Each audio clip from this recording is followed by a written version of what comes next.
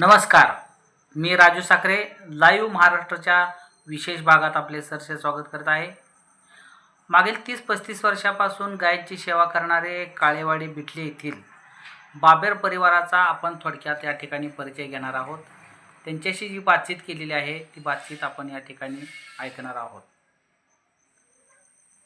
गायींसाठी चारा, औषध व ऊन वारा पावसापासून संरक्षणासाठी मदतीची अपेक्षा या श्री राधेकृष्ण गोशाळेचे संचालक अनिल शामराव बाबर यांनी केलेली आहे। एखादे सामाजिक कार्य करण्यासाठी पद, प्रतिष्ठा, पैसा असलाच पाहिजे असे काही नाही, तर सामाजिक कार्य करण्याची तीव्र इच्छाशक्ती असली तर बाकी साऱ्या गोष्टी जुळून येतात असा माझा अनुभव आहे, असे स्पष्ट मत अनेक वर्षापासून गायींची सेवा करणाऱ्या मोहोळ तालुक्यातील अणगीर परिसरातील काळेवाडी बिटले येथील श्री राधेकृष्ण गोशाळेचे संचालक अनिल बाबर यांनी या तरुणाने व्यक्त केले आहे।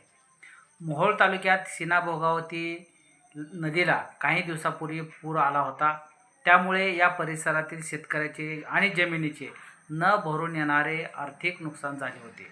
त्याचा फटकाही श्री राधेकृष्ण गोशाळेला बसला।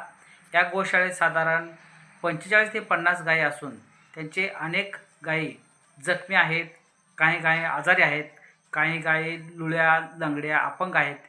त्यामुळे त्यांचा चारा, पाणी व औषधाचा खर्चाची मोठी अडचण निर्माण झाल्याचे मत यावेळी अनिल बाबर यांनी सांगितले।